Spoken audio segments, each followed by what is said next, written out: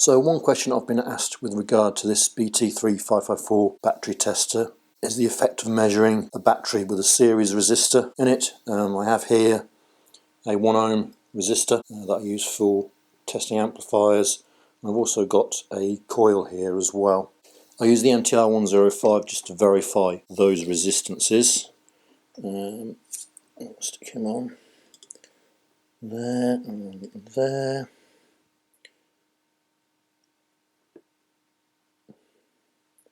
Interesting. There we go. So go button on that one.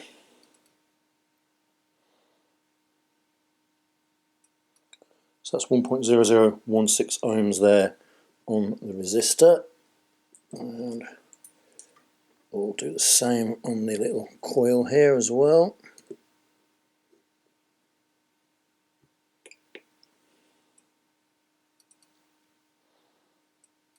And that's 125 milliohms effectively.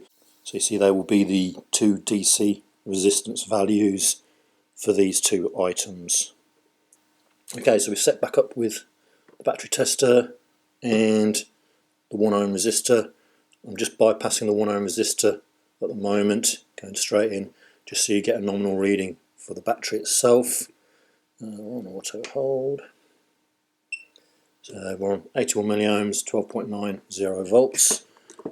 Cushy. I'll just take him out.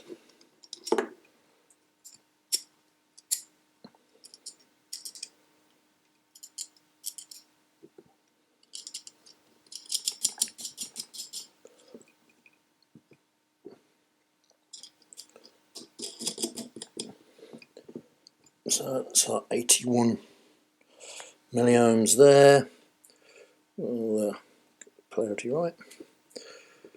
We'll repeat the test with the 1 ohm resistor in now, which was reading just over 1 ohms DC, 1.085 ohms there. So you'll have DC resistance of the resistor plus the 81 milliohms of the battery. I'll put a table up at the end and we'll see how close it was just to the DC resistance with them all added up. And what we'll just do is drop him out now.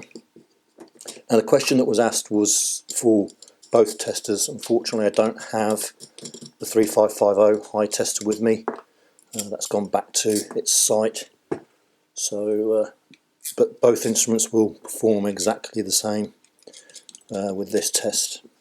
Pretty much anything that you put in series with the battery, or anything that is in series with the battery, it will see it as a resistance. The difference being this little inductor here, because remember this was 125 milliohms on the DC test, so 125 milliohms plus the 81 milliohms, we should be around about 206 milliohms with DC resistance wise. But when I go to measure this, you see I'm still at 1.088, and the reason for that is this is measuring AC on a 1 kHz signal, so the inductor will be seen as a reactance. So together on an AC signal, that inductor is around about 1 ohms reactance, but on a DC wire measurement with the MTR105 it's only 125 milliohms. Both instruments will work in exactly the same function. Straight DC resistance will just be measured as is.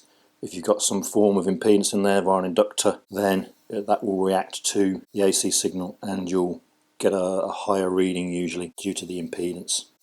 So that's pretty much it for this video. Hopefully that's answered the question. If not, stick any more questions down in the comments below. I'll answer them as best I can. Thanks for watching. Hope you found it useful, and I'll see you again in the next video.